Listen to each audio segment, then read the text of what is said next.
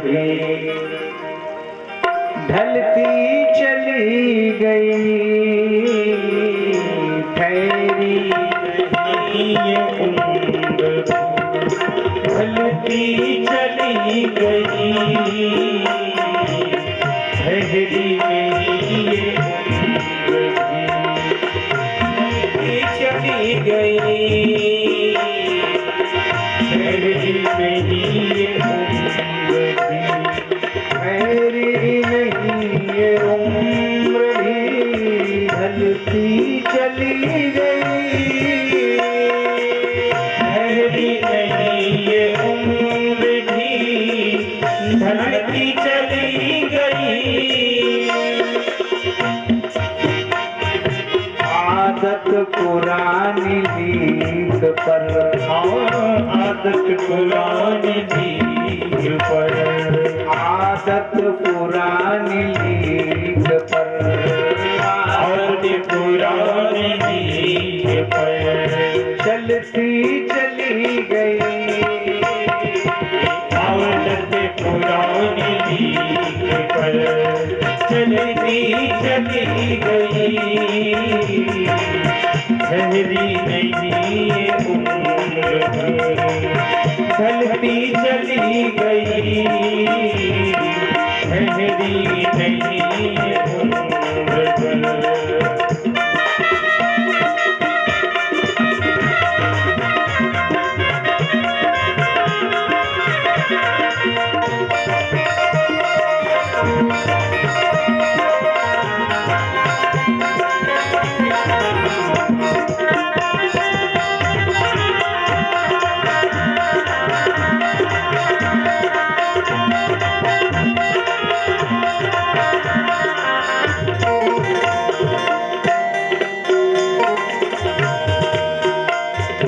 हम सोचते थे होवे प्रभु की उपासना,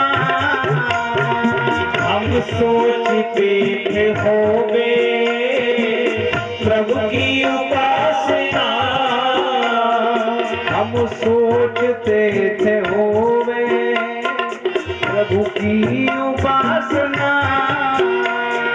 हम सोचते थे होवे प्रभु की उपासना।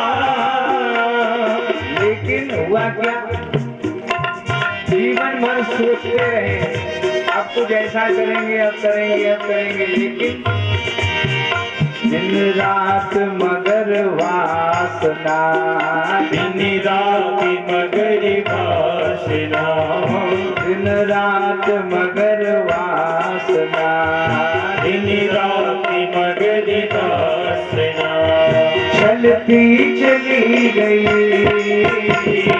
दिन रात मगर वासना चलती चली गई,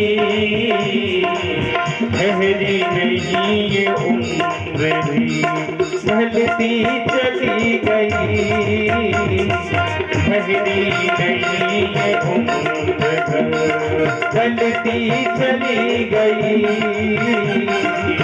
आदत पुरानी लीक पर ढलती चली गई, ठहरी नहीं ये उम्र ठहरी नहीं ये उम्र ठहरी नहीं ये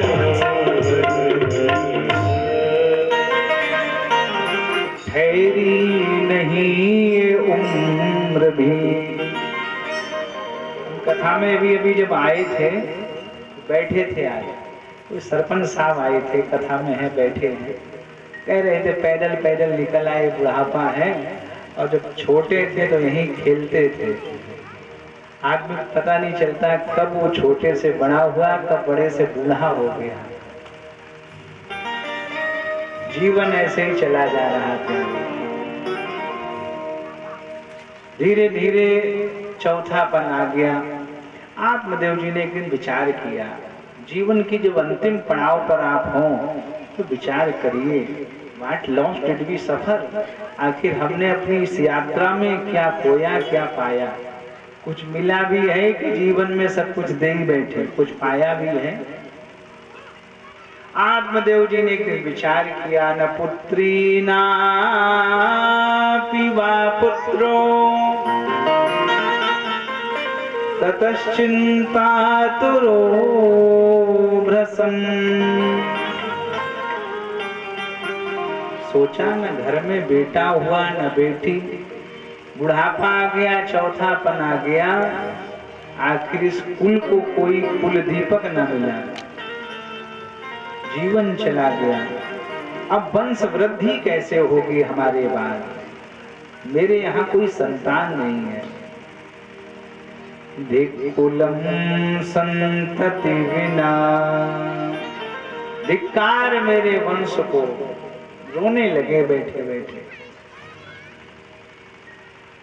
घर का त्याग कर दिया, ऐसे जीवन से तो मर जाना अच्छा है। एकदा सदुजो दुख्यात, एक बार दुखी होकर ब्राह्मण ने गृहं त्यक्त्वा वनं गता, घर छोड़ के वन में चला गया। जंगल में सोचा नदी में कूद के कहीं प्राण दे देंगे, इस जीवन से तो मरना अच्छा है। लेकिन प्यास लगी, चलते चलते मध्याह्ने त्रसतो जातस्य तडागम समुपेयवान्, एक सरोवर मिल गया तो वहां जल पिया। जल पीने के बाद वृक्ष की छांव में बैठ गए, जोर जोर से रोने लगे। मेरा जीवन, आज का जीवन आखिरी है, बस आज का सूर्यास्त में नहीं देख पाऊंगा। रो रहे थे फूट फूट के। तो एक महात्मा जी वहां से निकल पड़े। महात्मा ने आवाज लगाई, कथम रोदसी विप्रम, ब्राह्मण देवता क्यों रो रहे, तुम काते ही चिंता बली ऐसी, तुम्हें कौन सी चिंता है। रोता हुआ ब्राह्मण बोला, चिंता, मेरे कोई संतान नहीं है, धिक्कुलम संतति विना, तो उसमें रोने की क्या बात है। ब्राह्मण ने अपनी व्यथा बताई, हमने जिस गाय को लाकर अपने द्वार पर बांध लिया है, पाल्यते या मया धेनु, कितना अभागा हूं मैं, सवंध्या सर्वथा भवेत्, वो गाय भी हमेशा बांझ रही है। महात्मा ने समझाया, तुम बेटा के चक्कर में न पड़ो, घर जाओ। कुछ लोगों को भगवान ने बहुत सौभाग्यशाली बनाया कि उनकी कोई संतान नहीं है। भगवान कहते तुम घर गृहस्थी के झंझट में न पड़ो, भजन करो तुम। लेकिन हम लोग ही मानते ही नहीं है। जहाँ कोई संत महात्मा मिले, महाराज एक ही हो जाए, ना हो बिटिया ही हो जाए, ऐसे परेशान। भगवान कहते थे जबरदस्ती, हम कह रहे कि तुम सुखी रहो, लेकिन आदमी सुख में रहना ही नहीं चाहता। बहुत समझाया ब्राह्मण को महात्मा ने कि पुत्र से सुख मिलना कोई गारंटी है। बहुत लोग हैं जो बेटा पाने के बाद दुखी हो गए। बड़े उदाहरण दे डाले उन्होंने। बहन का उदाहरण दिया, पिता अंग दुखी होकर घर छोड़ के चला गया। सगर के 60,000 बेटा थे। मथुरा का राजा उग्रसेन बेटा कंस हुआ, बड़ा दुख दिया उसने। उन्होंने कहा कि देखो महाराज, अब दुख मिले चाहे सुख मिले, कम से कम हमारे वंश का नाम तो चलेगा, हमारा नाम तो आगे चलेगा। उन्होंने कहा ब्राह्मण, ये भ्रम है तुम्हारा, किसी के बेटा होने से नाम नहीं चलता, बेटा ना हो तो नाम चलेगा। अच्छा ये कैसे? किसी के मान लो 2-3 बेटा हैं, पिताजी परम धाम चले गए, तो बेटों ने कहा कि बड़े मुश्किल से तो 15 दिन की छुट्टी मिली है, एक काम करो बड़े भैया, अब आप नोएडा, हम अहमदाबाद, ये भैया सूरत, रोज रोज थोड़ी आ पाएंगे। एक काम करो, एक दिन तहसील चलो सब लोग। सब बेटा मूड घुटा के पहुंच गए तहसील में। तहसीलदार साहब, हम लोग 3 भैया हैं, पिताजी तो चले गए। चले गए बोले हाँ चले गए। अब एक काम करो कि जो प्रॉपर्टी है 1/3 होनी है, तो पिताजी का नाम काट दो अब प्रॉपर्टी में हम लोगों का चढ़ाव। तो सोचो अगर बेटे ना होते तो उसका नाम सरकारी रजिस्टरों में बहुत दिन तक चलता कि नहीं चलता, लेकिन बेटों ने 13 दिन भी नहीं चलने दिया, कटवा दिया नाम। तो बेटों से नाम थोड़ी चलता है। इसलिए मेरी बात मानो, तुम बेटे के चक्कर में ना पड़ो। ये तो अज्ञानियों का कर्म है जो बेटा बेटी के लिए रोते हैं, आप तो ज्ञानी हैं। तो उसने कहा महाराज ज्ञानी तो अयोध्या के चक्रवर्ती सम्राट भी थे, धर्म धुरंधर गुणनिधि ज्ञानी। उस ज्ञानी सम्राट को भी एक बार पुत्र ना होने की ग्लानि हो गई अपने मन में। भय गला मोरे सुत नाही। क्या आप अयोध्या के चक्रवर्ती सम्राट को भी अज्ञानी कहेंगे? महात्मा ने सोचा बड़ा हठी ब्राह्मण है, हमें उल्टे ही समझा रहा। उन्होंने कहा आप मेरी बात मानिए, मुंचा ज्ञानम प्रजा रूपम बलिष्ठा कर्मणो गति। यहाँ कौन बेटा बेटी से सुख मिलता है, यहाँ कर्मों से सुख दुख मिलता है। इसलिए विवेकम तु समासाद्य त्यज संसार वासनम। विवेक का आश्रय लीजिए, संसार की वासनाओं में मत भटकिए, भगवान की उपासना करिए जाके। यहाँ बेटे से बेटी से सुख थोड़ी मिलता है। यह तो कर्मों की खेती है, जो बोएगा सो पावेगा। और कर्मों से मुक्ति दिलाने में, कर्मों से मुक्ति दिलाने में बेटा क्या हाथ बटाएगा।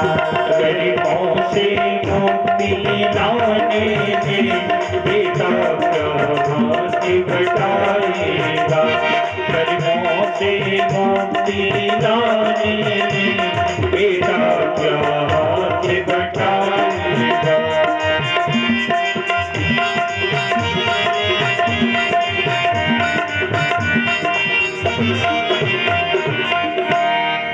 बात मानिए, यहाँ कर्मों से सुख दुख मिलता है, कोई बेटा बेटी से सुख दुख थोड़ा ही मिलता है यहाँ पर।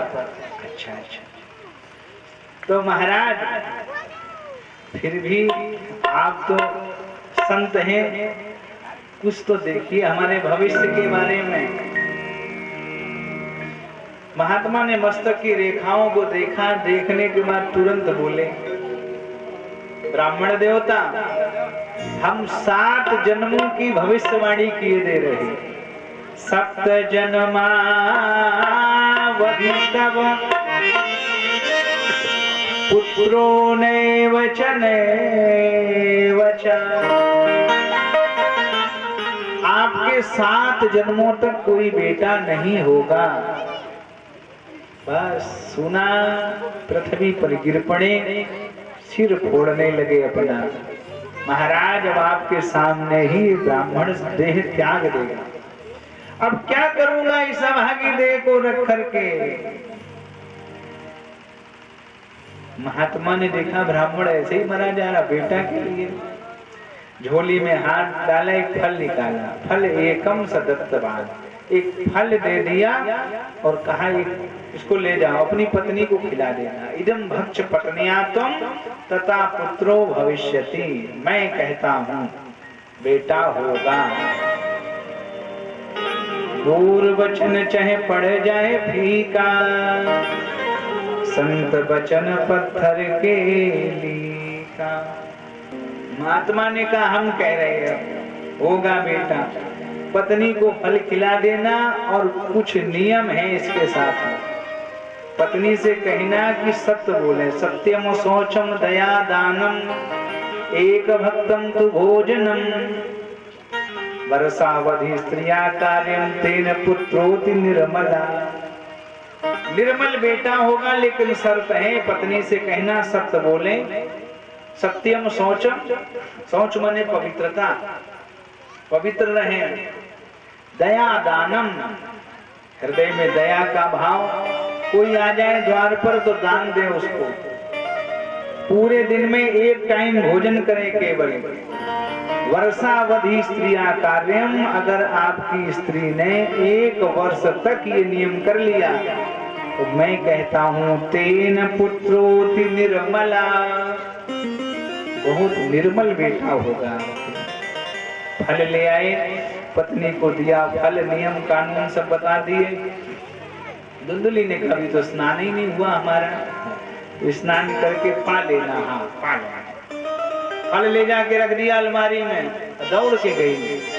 उसकी मोहल्ले में कुछ सहेली थी, फास्ट फ्रेंड, उनसे मिली जाके पूरी घटना बताई कि पतिदेव फल ले आए। अरे फल पाले हो तो बेटा हो जाएगा।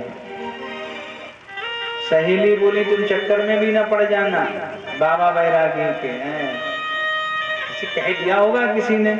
खावे पहरे ढोंगते ए जोगी अवधूत, हरी बहन को फलन से होत न देखे पूत। दूसरी ने कहा एक काम करो तुम फल खाओ। क्यों? शायद संत की कृपा हो गई तो बेटा हो जाएगा, फल थोड़ी नुकसान कर जाएगा। उसने कहा बहन जी अगर ये हो गया तो बड़ी समस्या। फल भक्षेण गर्भस्याद गर्भेण उदर वृद्धिता, फल खाने से गर्भ ठहर गया तो उदर बढ़ेगा। हाँ तो उसमें समस्या क्या है? उसने कहा समस्या एक, हजारों समस्याएं। स्वल्प भक्षम ततौ शक्ति ग्रह कार्यम कथम भवे, भोजन कम करेंगी तो तुम्हें तो पता है अन्न की सन्न है, तो भोजन ही नहीं करेंगी तो शक्ति कहाँ से आएगी? और जब शक्ति नहीं रहेगी तो ग्रह कार्यम कथम भवे, हमारे घर का कामकाज कौन करेगा? उसने कहा ऐसा करो तुम कामकाज के लिए नंद को बुलाओ। बाद में नंद आके कहेंगे कि साड़ी दो और ये दो फलाना दिखाना, तो पहले काम करवाओ को। हमारे समाज की बड़ी विडंबना है, सब माता जी किसी न किसी की नंद है, लेकिन नंद किसी की भी अच्छी नहीं है, किसी की चाहे जिसकी देख ले। धुंधली ने भी कहा कि नंद हमारी बिल्कुल अच्छी नहीं है। मंदाया मई सर्वस्व नंदा सारे तदा, नंद वाला प्रस्ताव तो बिल्कुल नहीं मानेंगे हम। नंद हमारी बिल्कुल अच्छी नहीं, हम देखना नहीं चाहती अपने नंद को, वो कुआं में गिरे हम कतई नहीं बुलाएंगे। तो एक काम करो फिर नंद को नहीं बुलाओगी ना, तो जितना काम हो उतना करना, बाकी आत्मदेव जी कर लेंगे कुछ काम। उसने कहा चलो काम काज की मान लो समस्या नहीं है, लेकिन क्या? उसने कहा लेकिन अगर गांव में बाई चांस आग लग गई तब? तो उनका कहाँ आग लग रही है? नहीं अच्छा आग नहीं लगी, मान लो गांव में डकैती पड़ी तब? इतना कुतर्क किया इसने। एवं कुतर्क योगेन तत्फलम नैव भक्षितम, कुल मिला के फल नहीं खाया। कुतर्की को जीवन में कुछ नहीं मिलता है। जो कुतर्क करने वाले हैं इन्हें न माया मिलती है न राम मिलते हैं, ये कुतर्क में ही पड़े रहते हैं जीवन में। ज्यादा कुतर्की व्यक्ति को कुछ मिलता नहीं है समाज से। एक बेटा बीटेक करके घर आया तो उसने कहा कि माताजी हमारी तर्क वितर्क करने की क्षमता बहुत अच्छी है। मां ने कहा होगी, अच्छी बात है, पढ़ाई करके आए हो, चलो एक काम करो, हमने तुम्हारे लिए लड्डू बनाए बेसन के, तुम ये लड्डू पाओ, पानी पियो, फिर कुछ चर्चा होगी। बेटा बोला माँ ये लड्डू कितने हैं? माँ ने कहा 2। उसने कहा देखो हमारी पढ़ाई का तरीका, तर्क वितर्क करने का तरीका, लड्डू कितने हैं? उसने कहा 2। ऐसे नहीं माँ, गिन के बताओ। तो माँ ने कहा 1 2। बच्चा बोला 1 धन 2 बराबर 3। आता बोली 3 है? हाँ तो 2 ही है। बालक बोला फिर बोलो 1 2, अच्छा 1 + 2 = 3 है 3। अब उसका पिता तो समझदार था, पिताजी ने कहा तुम सही कह रहे, लड्डू 3 ही है, तुम्हारी माता जी पढ़ी लिखी तो है नहीं, कक्षा 5 फेल, ये कहा जाने लड्डू 3 हैं, बिल्कुल सही कह रहे थे। तो एक लड्डू उन्होंने उठाया खा लिया, दूसरा उठाया तो उसकी माता जी को दे दिया, ये तुम खाओ। अब कहा अब लड्डू कितने थे? 3 थे, एक हमने खाया, एक तुम्हारी माता जी, एक तुम पाओ, लड्डू तो 2 ही थे। तो जो ये तर्क करने वाले हैं, इन्हें न सृष्टि में एक ब्रह्म मिलता है न 2 माया मिलती है, ये जीवन भर कुतर्क में ही लगे रहते हैं। एवं कुतर्क योगेन तत्फलम नैव भक्षितम्, कुतर्क किया फल नहीं खाया। 4 महीने हो गए, फल ऐसे ही रखा है। एकदा भगनी तस्यास तद्गृहं स्वेच्छागता, एक बार इसकी बहन स्वेच्छा से इसके घर में आई। उसने कहा बहन धुंधुली, तुम आजकल बहुत टेंशन में रह रही, क्या हुआ? उनका बात आज ऐसी तो कुछ नहीं है, लेकिन ये पतिदेव फल ले आए हैं, वो कह रहे 4 महीना हो गए हम तो। उसने कहा तुम चिंता न करो, हमारे 4 महीने का गर्व है, अब हम तुम्हारे घर में रहेंगे, काम काज के बहाने तुम पेट में वस्त्र बांधने लगे। ठीक बात, अच्छा ये फल का क्या करें? उसने कहा गाय तुम्हारे द्वार पे बंधी, हाँ वो बांझ है, हाँ उसी को फल खिलाओ। तो फल का भी परीक्षण हो जाएगा कि ओरिजिनल पीस था कि लोकल। ठीक बात, फल 4 महीने बाद गाय को खिलाया गया। धुंधुली की बहन के बेटा हुआ, ढिढोरा पिटवा दिया, हमारे बेटा हो गया, बेटा हो गया। याज्ञिक ब्राह्मण बुलाए गए, जाति कर्म संस्कार हुआ बालक का, और जब नामकरण करने लगे ब्राह्मण तो धुंधुली नाराज हो गई ब्राह्मणों पर। आप लोग कैसे नामकरण करोगे? बेटा हमारा नाम मैं रखूंगी। अरे पता तो चले लोगों को, बुढ़ापे में बेटा मिला, लोग जाने कि उनका बेटा है, तो नाम मिलता जुलता हुआ हमसे। तो पुत्रस्य धुंधकारीत नाम मात्रा प्रतिष्ठितम्,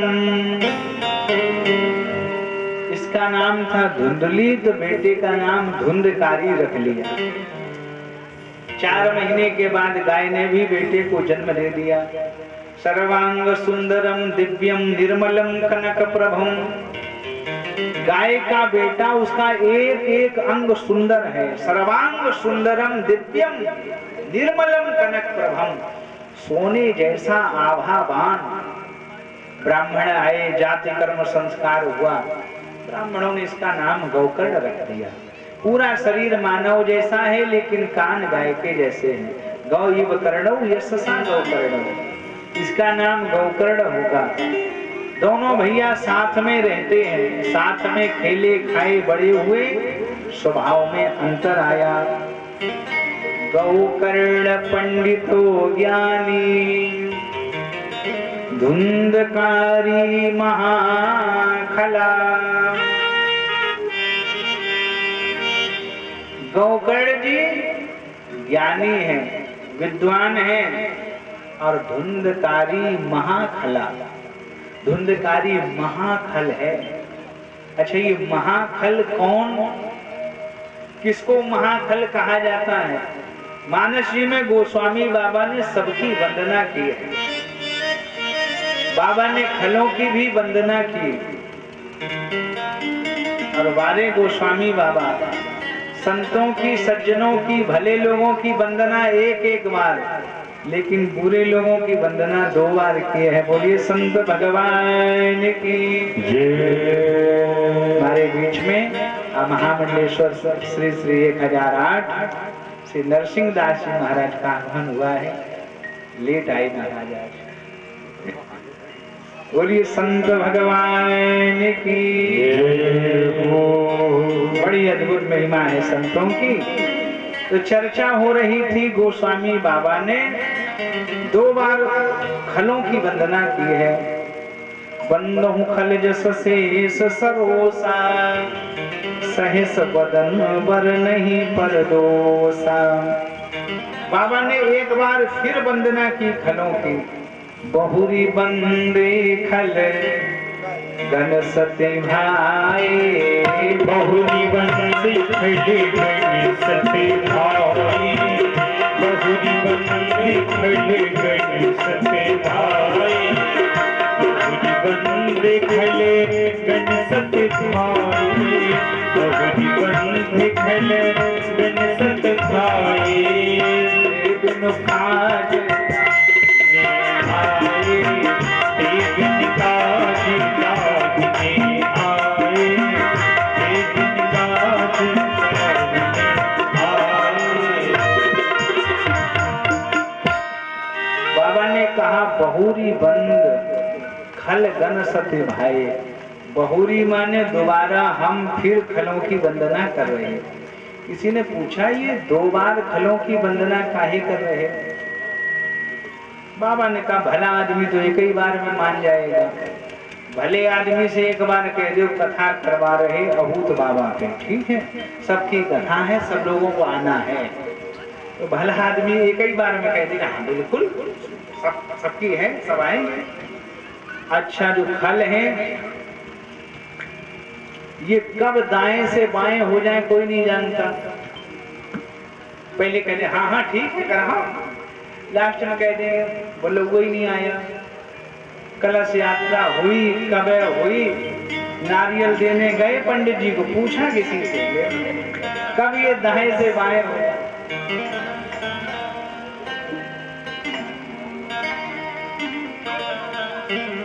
अच्छा ये खल में 2 अक्षर हैं खाला, जिनके 2 काम हैं, जो खाएं और लड़ें वो खल है। अच्छा ये धुंधकारी तो महाखल है। महाखल कौन? जिनका खाएं उन्हीं से लड़ें। अपने पिता से लड़ने लगा वो, जिसका खाया उसी से लड़ रहा। तुमने क्या किया जिंदगी भर हमारे लिए? ऐसे कहने वाले समाज में महाखल महाखल। शिकायतें आने लगी इसकी, पिता बहुत दुखी हुए। एक दिन तो पिताजी को ही पीट दिया। कम ब्रूह तिष्ठति ब्रूह अन्नशीलत दानचे। धन कहाँ छुपा के रखा तुमने? पिताजी ने कहा धन, जो कुछ धन था सो सब पार कर गए, तो अब धन कहाँ है? पिटाई कर दी तो पिता बहुत दुखी हुए। अपने बेटा गौकर्ण के पास पहुंचे पिताजी और हाथ जोड़े, बेटा कम तिष्ठामि कम गच्छामि को में दुखम व्यपोहे। अभी देखिए बड़ा सुंदर संदेश है इस कथा का। आत्मदेव जी ने पूछा क्या करें, कहां जाएं? अब तो हमें सुख शांति चाहिए। जो आत्मदेव जी की इच्छा है, हम लोगों की भी यही इच्छा रहती है अंत में कि 2 रोटी मिले, लेकिन अब सुख शांति मिले। अच्छा ये सुख और शांति दोनों साथ में ही रहते हैं हमेशा। जहां सुख है वहां शांति भी होगी, और जहां शांति है वहां सुख भी होगा। शांति सीता समानीता आत्मा रामो विराजते। हमारे राम जी सुखधाम हैं, सो सुखधाम राम सनामा, और माता सीता शांति है। तो जहां सीता होगी वहां राम होंगे, जहां राम होंगे वहां सीता होगी। उन्होंने कहा पिताजी सुख शांति चाहते? हाँ, तो दुनिया में कहीं चले जाओ तुम्हें सुख शांति नहीं मिलने वाली। असारा खलु संसारो दुख रूपी विमोह का। ये संसार दुख का घर है। असारा खलु संसारो दुख रूपी विमोह का। गीता में भगवान कहते हैं मामुपेत पुनर्जन्म दुखालयम शाश्वतम। ये दुखालय है। ये संसार क्या है? दुखालय। दुखालय माने दुख का घर। जैसे विद्यालय विद्या का घर है, औषधालय औषधियों का घर है, वस्त्रालय वस्त्रों का घर है, ऐसे ही ये दुनिया भी दुखालय है, ये दुख का घर है। और दुख के घर में सुख नहीं मिलेगा। मिलेगा? नहीं मिलेगा। जैसे कोई औषधालय पहुंच जाए मेडिकल पर, और औषधालय में पहुंच के कह दें कि भाई साहब 100 ग्राम जलेबी दो, तो कहेगा कहाँ से चले आए जलेबी? पढ़े लिखे हो कि नहीं? ऊपर बोर्ड पढ़ो, उसमें लिखा विशाल मेडिकल स्टोर।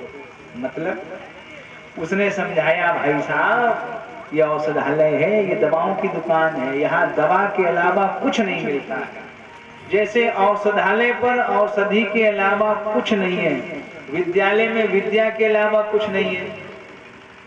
एक सज्जन विद्यालय पहुंच गए कि 32 नंबर जीन्स दिखाओ। प्रिंसिपल बोले जीन्स 32 नंबर यहाँ कहाँ रखी? आदमी बोला 44 कमरा बनाए तुम, दिल्ली से थोक में ले आओ माल। उसने कहा यार भले आदमी जाओ यहाँ से, ये विद्यालय है, ये विद्या का घर है, यहाँ विद्या से संबंधित कोई चीज मिल जाएगी, लेकिन उसके अतिरिक्त कुछ नहीं मिलेगा आपको यहाँ। जैसे विद्यालय में विद्या के अलावा कुछ नहीं, औषधालय में औषधि के अलावा कुछ नहीं, वस्त्रालय में वस्त्रों के अलावा कुछ नहीं, ऐसे ये दुनिया दुखालय है, यहाँ दुख के अलावा कुछ नहीं है। गांठ में बांधिए इस बात को, यहाँ दुख ही दुख है चारों तरफ। स्वामी राम सुखदास अयोध्या के संत कहते हैं, the world can not give us what we really want. ये संसार हमें वो नहीं दे सकता जो हम चाहते हैं। हम लोग क्या चाहते हैं? सुख। हर आदमी चाहता सुख मिले, शांति मिले, लेकिन ये सुख शांति मिलेगी कहाँ? गीता गायक भगवान गोविंद कहते हैं, अर्जुन अगर कोई शांति चाहता है तमेव शरणं गच्छ सर्वभावेन भारत तत्प्रसादात् पराम शांति स्थानं प्राप्स्यसि शाश्वतम्। अगर कोई शांति चाहता है तो वो मेरी शरण में आ जाए, अगर कोई सुख चाहता है तो सुख धाम की शरण में चला जाए। मिलता है सच्चा सुख केवल, कहाँ? केवल दुनिया में नहीं मिलेगा, भगवान तुम्हारे चरणों में। अगर सुख चाहते हैं तो सुखधाम की शरण में चले जाइए, वहां आपको सुख मिलेगा, शांति मिलेगी भगवान की शरण में जाने के बाद। दुनिया में तो दुख ही दुख है चारों तरफ। पिताजी अब छोड़ दो ये अपने पराये की ममता। आपको धुंधकारी कष्ट नहीं दे रहा, आपको कष्ट दे रहा आपका बेटा, मेरा बेटा। ये दुनिया में दुख का कारण केवल मम है, मम। जब तक आप दुनिया वालों को मम कहते रहेंगे, बताते रहेंगे ये मेरा, और पिंटू मेरे, और पिंटू की मम्मी मेरी, और फलाने मेरे, तब तक दुख ही दुख है।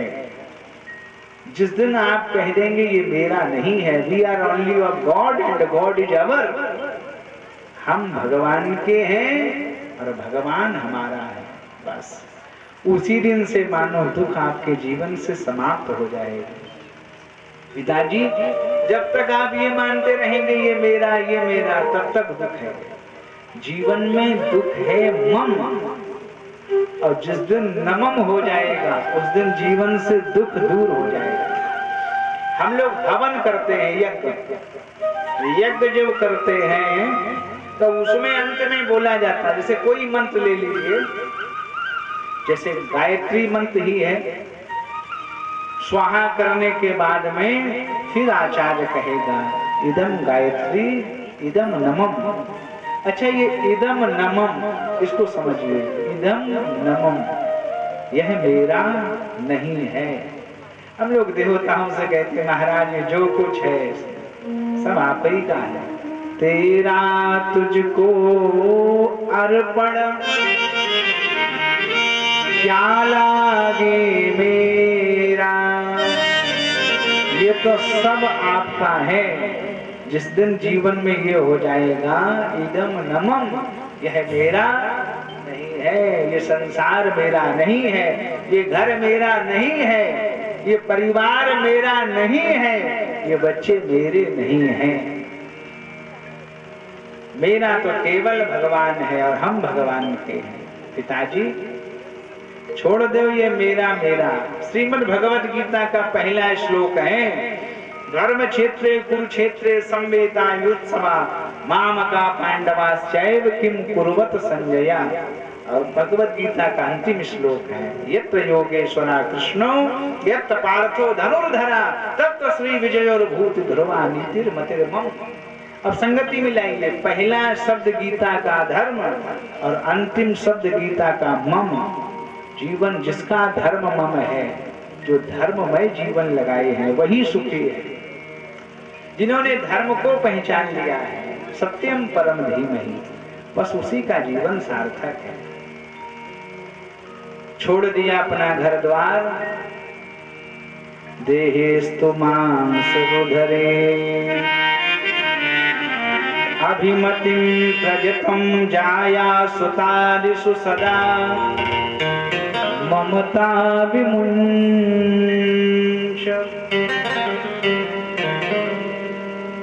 देहेस्ति मांस रुधिरे, ये अपनी जो देह है, अस्थि मांस रुधिरे, ये हड्डियां, ये रक्त, ये मांस, जल रक्त मिट्टी मांस मिलकर के तो है गारा बना, ईंटें बनी हैं हड्डियां, स्तन को मानो एक मकान, चमड़ा प्लास्टर है लगा, रंग रूप सब ढल जाएगा, आएगी आंधी काल की पल भर में ये गिर जाएगा।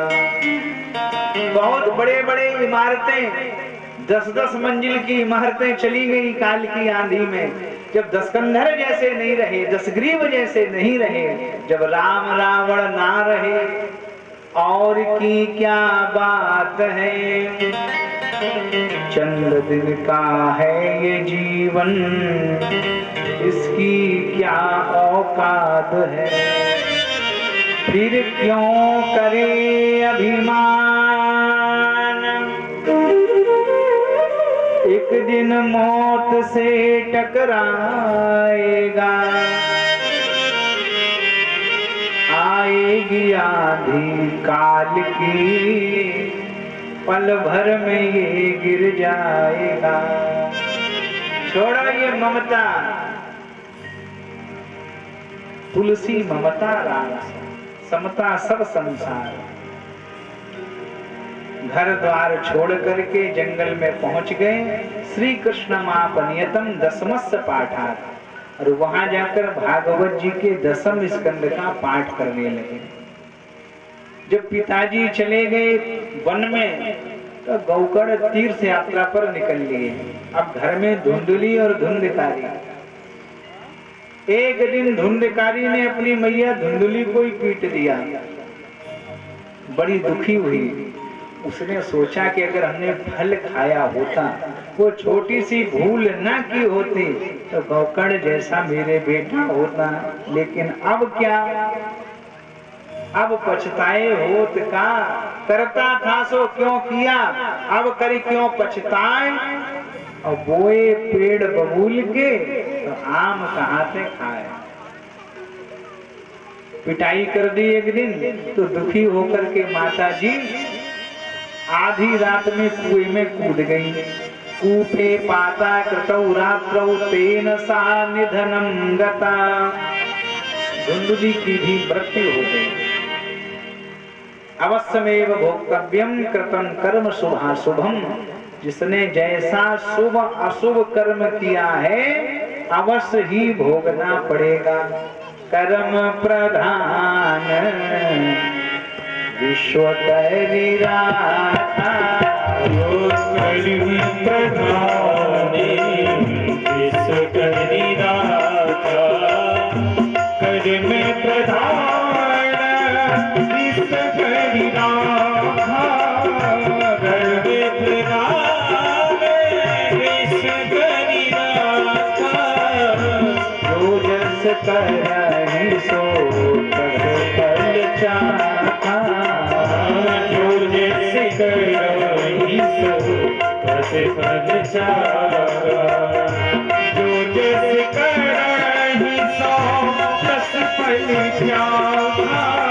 जो जिस करहि सो तस फल चाखा। कर्म प्रधान विस करिधाता। कर्म प्रधान विस करिधाता। बस माता जी का देहांत हुआ, 5 वैश्याओं को घर में ले आया, निंदनीय वृत्ति हो गई। राजा के कोष को चुरा लिया तो 5 वैश्याओं ने योजना बनाई, जिस दिन ये पकड़ा गया राजा सजा हम लोगों को भी दे देगा। वो कहेगा चोरी का माल तुम सबने भी खाया है तो सजा तो तुम सबको मिलनी चाहिए। तो क्या करें? एक काम करो, न रहे बांस न बजे बांसुरी।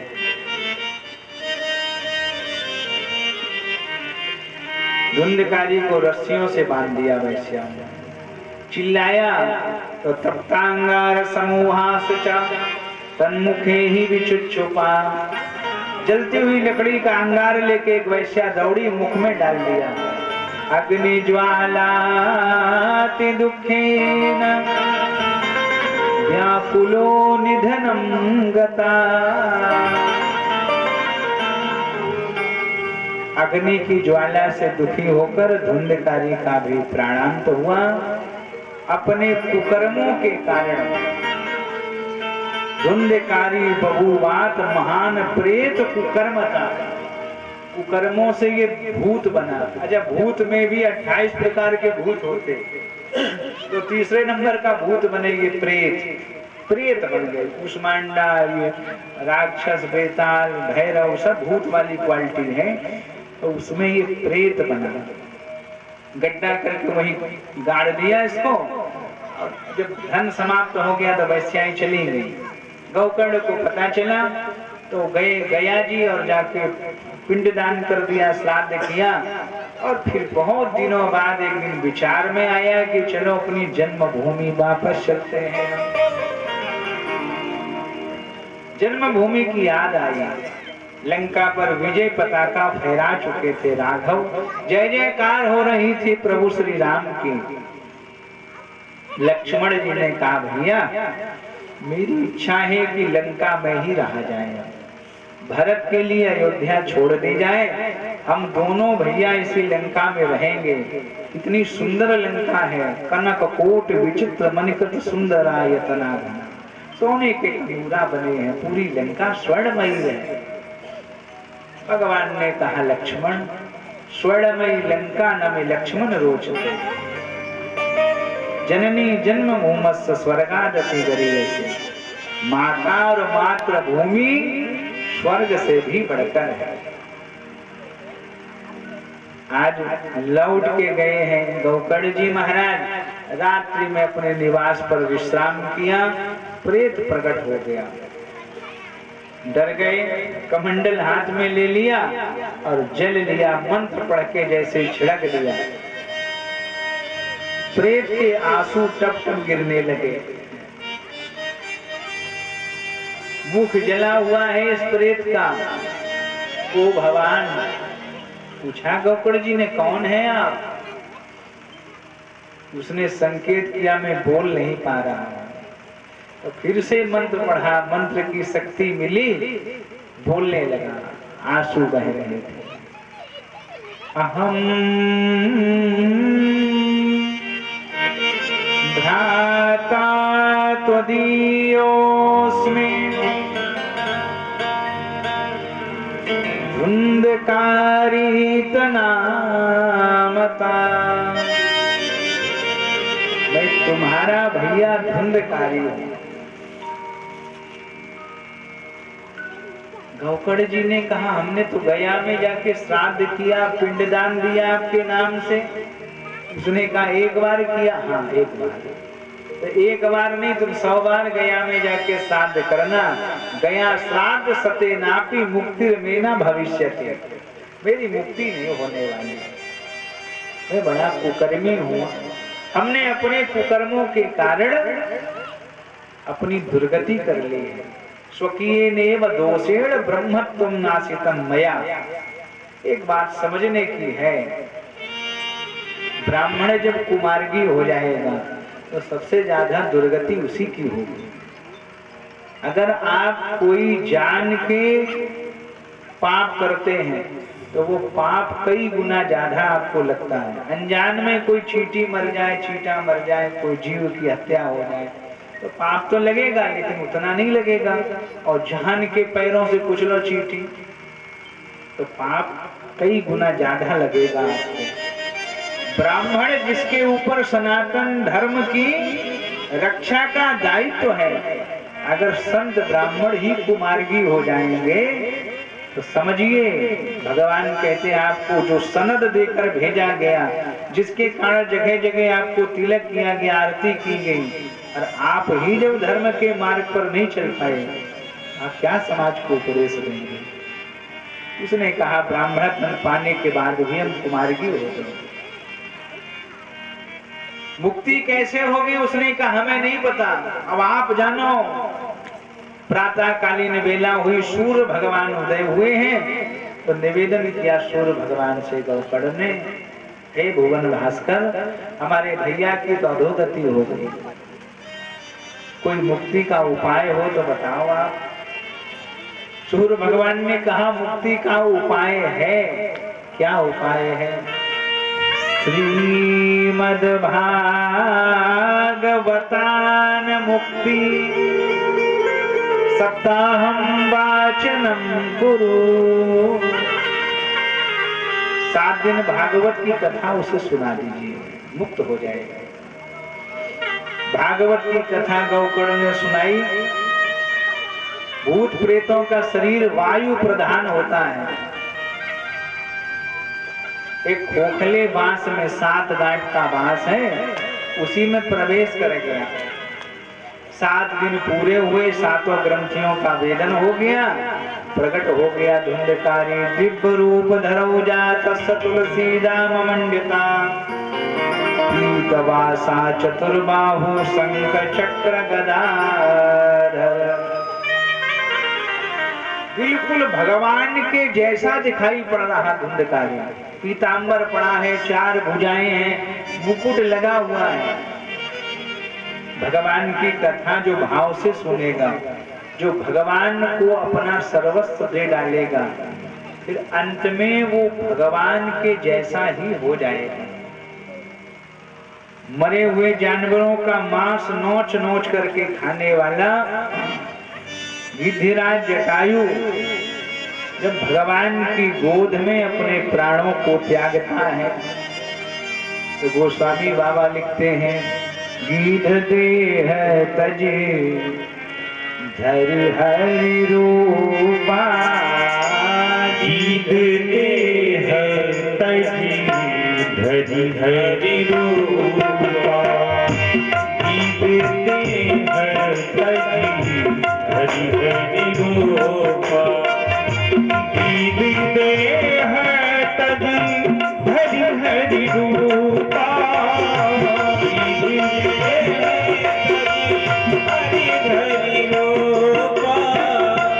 गीध देह तजे धरि हरि रूपा।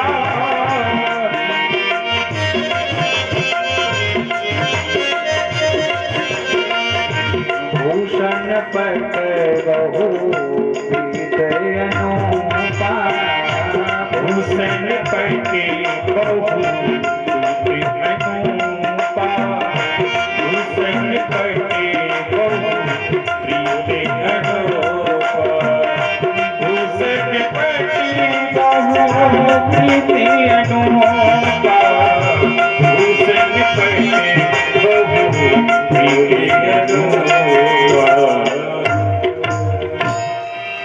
श्याम गात विशाल भुजचारी,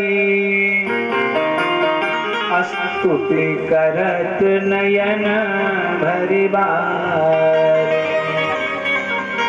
तो जो भगवान का हो जाता है फिर वो भगवान के जैसा ही हो जाता है। सबसे पहले भागवत जी को प्रणाम किया, धन्य ही हे भागवत आप धन्य हैं, धन्या भागवती वारता प्रेत पीड़ा विनाशनी। ये धन्य है भागवत जो प्रेतों की पीड़ा का भी विनाश कर देते हैं। और फिर हाथ जोड़े अपने छोटे भैया को भी प्रणाम किया। उन्होंने कहा हम तो उम्र में छोटे हैं, 4 महीना आप बड़े हो हमसे। नहीं, ज्ञान वृद्धो की वृद्धिता, हमारी संस्कृति में ज्ञानवान को बड़ा माना जाता है। हाथ जोड़ करके प्रणाम किया। हरि की कथा सुनाने वाले, प्रभु की कथा सुनाने वाले, सभी लोग आइए। तुमको लाखों प्रणाम, तुमको लाखों प्रणाम,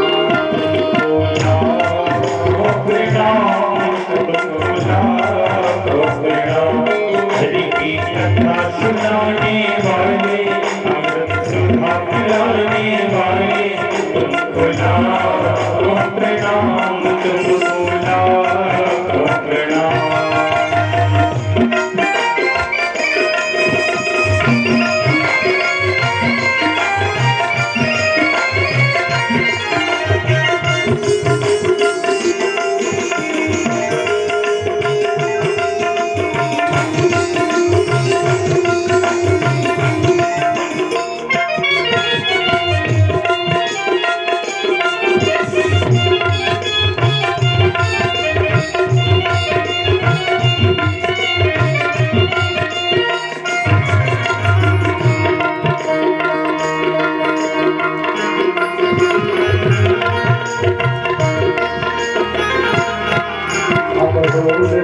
थे मन में सुध खो बैठे थे तन में, हम डोल रहे थे मन में, सुध खो बैठे थे तन में।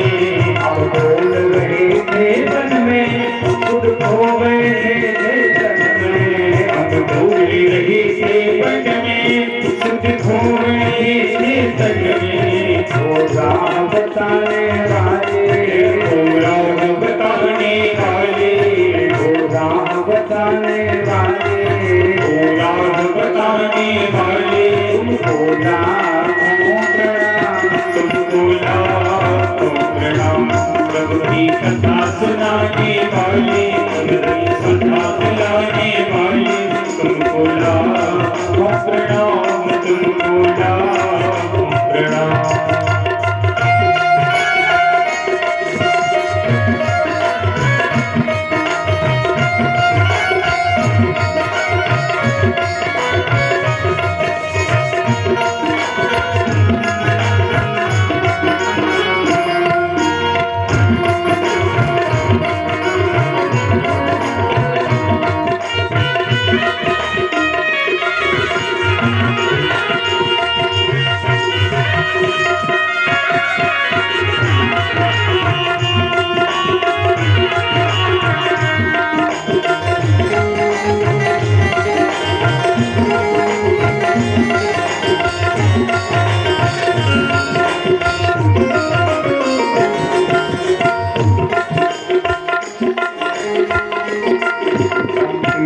विष का प्याला जा प्रेम के ताला, विष का प्याला जा प्रेम के ताला, विष का प्याला जा प्रेम के ताला, विष का प्याला जा प्रेम के ताला, विष का प्याला जा प्रेम के ताला।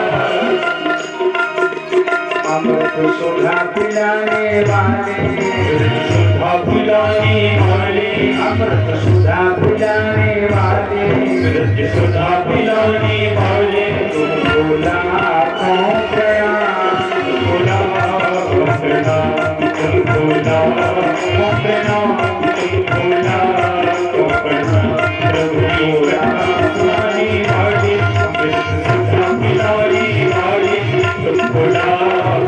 प्रणाम तुमको लाखों प्रणाम तुमको लाखों प्रणाम तुमको लाखों प्रणाम तुमको लाखों प्रणाम तुमको लाखों प्रणाम तुमको लाखों प्रणाम तुमको लाखों प्रणाम।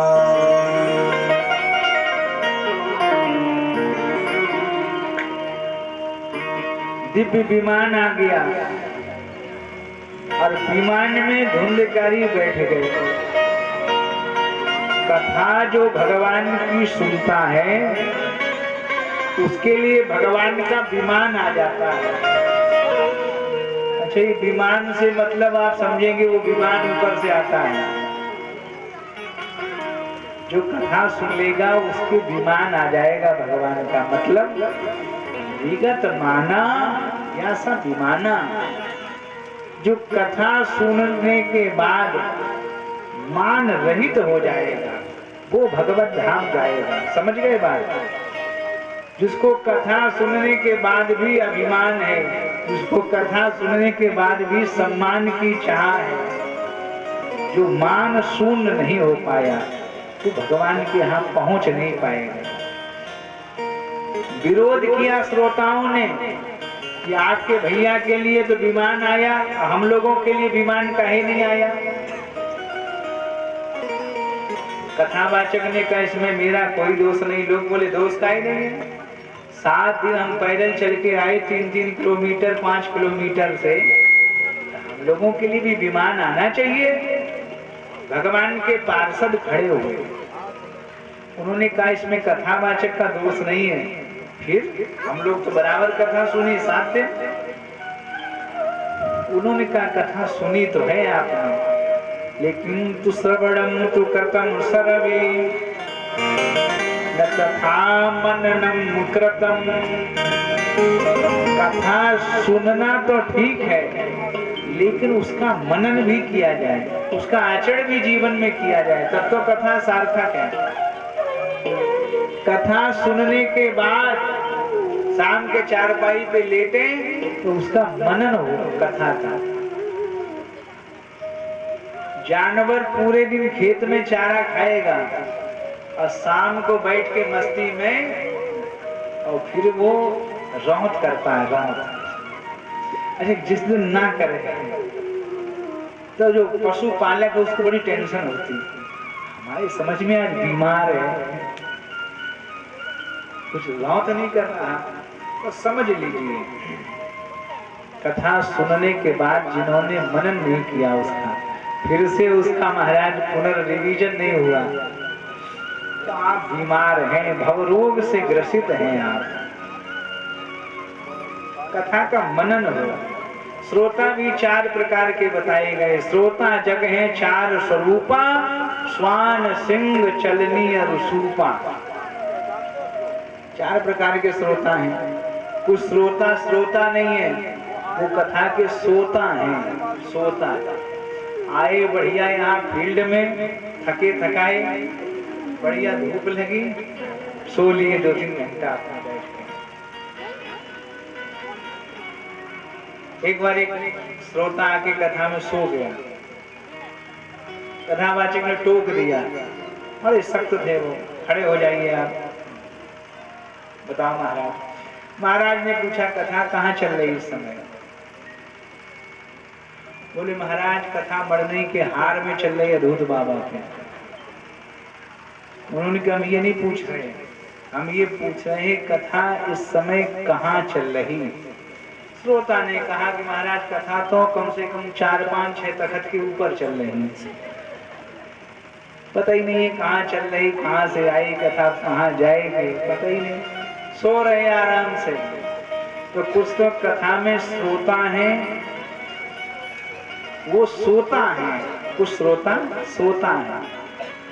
4 प्रकार के श्रोता हैं। श्वान सिंह। श्वान माने होता है, समझ गए? उसका दूसरा वाला नाम अच्छा नहीं लगता है, इधर उधर घूम रहे होते तो हम बताते थे। हैं, एक आध दो राष्ट्रीय हैं सो रहे हैं। तो कुछ लोग ऐसे ही हैं, आए कथा में सो गए। स्वान सिंह, कुछ सिंह जैसे हैं। सिंह बड़ा पराक्रमी है, जंगल का राजा है, लेकिन उसका चित्त अच्छा नहीं है। शेर का चित्त एक जगह नहीं ठहरता, इधर देखेगा उधर, वो चारों तरफ गर्दन घुमाते ही रहेगा, उसका चित्त स्थिर नहीं है। तो कथा में कुछ बैठ तो गए, लेकिन उनका चित्त नहीं है, मन नहीं लग रहा कथा में। कुछ लोगों को कथा अच्छी नहीं लगती, सूट नहीं करती, बहुत लोग हैं ऐसे। कथा सुन ले, अरे हो गई कथा फता, हमें कथा सूट ही नहीं करती। बहुत लोग हैं, उन्हें बिल्कुल कथा सूट करती नहीं है।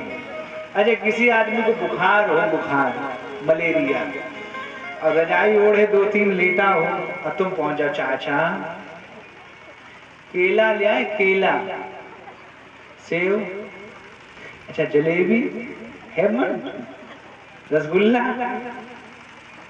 जैसे चढ़े बुखार में न जलेबी अच्छी लगे, न रसगुल्ला, न सेव, न संतरा, ऐसे ही जिनके पिछले जन्म के पाप अभी हैं शेष, उन्हें भगवान की कथा अच्छी नहीं लगती। पिछले जन्म के पाप से हरि चर्चा न सुहाए, जैसे ज्वर के बेग से भूख विदा हो जाए। तो कुछ लोगों का चित्त नहीं कथा में ठहरता, वो चारों तरफ देखते ही रहते। कई गाड़ी खड़ी है, को आओ स्कॉर्पियो पे, कौन मोटरसाइकिल पे कै बैठे ले, यही से मतलब है। स्वान सिंह चलनी रुसूपा, कुछ चलनी जैसे श्रोता है। आटा छानने वाली जो चलनी है, उसमें आटा जब छानोगे तो आटा सब नीचे गिर जाएगा, और ऊपर कंकड़ भूसी तिनका ये सब ऊपर ही रह जाता है। तो कुछ श्रोता ऐसे ही है, कथा सुनी पूरे दिन, जो सार थी कथा में वो सब वही उन्होंने झरा दिया, कथा चिपट न जाए। और जब घर पहुंचे, पूछा लोगों ने कैसी कथा, कथा तो ठीक है, पंडाल इतने भाई इतने की है, भीड़ ज्यादा खास नहीं है, 2-3 गाड़ी है, पंडित अब नई है, सीख रहे हैं। वे मतलब की बातें वो सब यहाँ से याद करके गए, और सार जो था कथा का वही छोड़ गए। स्वान सिंह चलनी रुसूपा, उस श्रोता सूप जैसे है। सूप जैसे कौन से? सूप का स्वभाव कितना अच्छा है। साधु ऐसा चाहिए, कैसा? जैसे सूप स्वभाव, सार सार को गही रहे, थोता दे उड़ाए। ऐसा श्रोता हो, कैसा? सूप जैसा। बेकार की बातों से कोई उसको लेना देना नहीं, कि कौन कौन गांव के आ रहे, कौन की पार्टी बन रही, तुम्हें कहाँ लेना देना। अपने जाओ भगवान की कथा सुनो। जो कथा से ही, सार से ही मतलब रखते हैं, वो श्रोता जब कथा सुनेंगे तब उनके लिए विमान आएगा। आगे भाग। अब इस कथा का हमें, ये तो पूरी कथा थी, कथा अथा है, ये तो पूरी स्टोरी थी। अब इसका संदेश क्या है कि आत्मदेव थे, उनकी धुंधुली थी। अच्छा, ये आत्मदेव कौन है? जरा ध्यान से समझिए इस कथा को। आत्मदेव हम आप हैं, जो आत्मा को ही देव माने बैठे हैं, वो आत्मदेव। अच्छा, आत्मदेव की पत्नी है श्रीमती धुंधुली। अच्छा, हम लोगों की भी एक मति है, मति माने कहते हैं बुद्धि को। हम आपकी भी एक श्रीमती है, बुद्धि है। हर व्यक्ति की साथ में उसकी बुद्धि है। अच्छा, ये बुद्धि जो है वो धुंधुली है, धुंधुली बुद्धि है। बुद्धि बांझ रह गई, इसके कोई बेटा नहीं हुआ, चौथापन आ गया, समझना। वो तो कथा थी, कथा के चक्कर में न पड़ो। ये संदेश है इस कथा का। हम सब आत्मदेव हैं, और हमारी आपकी बुद्धि ही धुंधली है जो बांझ रह गई। बांझ कौन रह गई? जिनकी बुद्धि के विवेक नहीं हुआ जीवन भर, उसकी बुद्धि बांझ रह जाएगी। अच्छा, विवेक क्यों नहीं हुआ अब ये सोचो।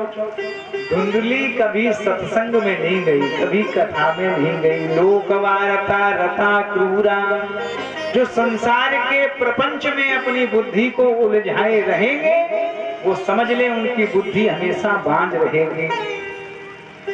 अगर आपको अपनी बुद्धि को विवेक का जन्म कराना है तो सत्संग में आइए।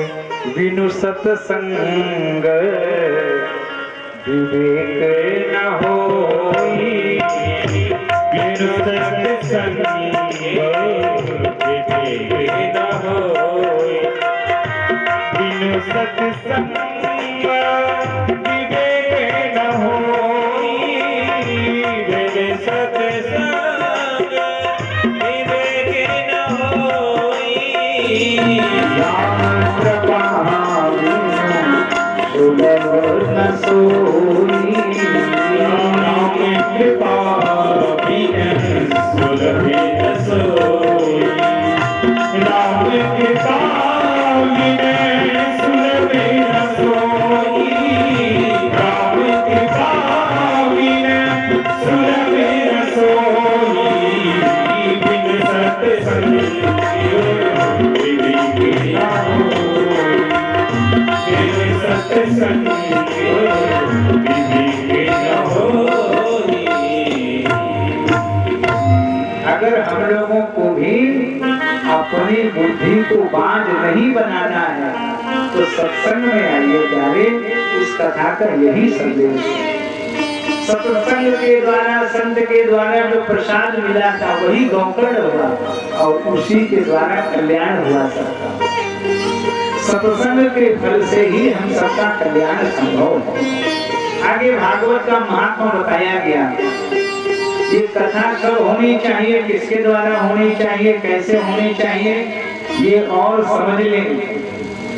कथा का शोधन किसी विद्वान से कराया जाए और जहाँ तक संभव हो कथा किसी तीर्थ में कराई जाए। तीर्थे वापि वनम वापि,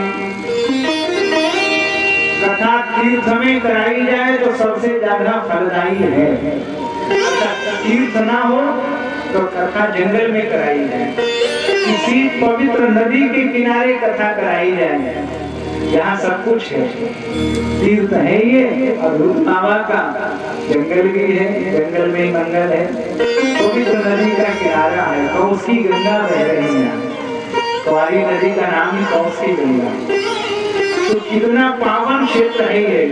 तीर्थे वापि वनम वापि, अच्छा वन भी ना हो, तीर्थ भी ना हो, घर में ही कथा करानी हो तो गृहे च उत्तमं मिति, अपने घर के आसपास जो उत्तम स्थान हो वहां कथा कराई जाए। उत्तम माने कैसा स्थान हो? जहां कथा हो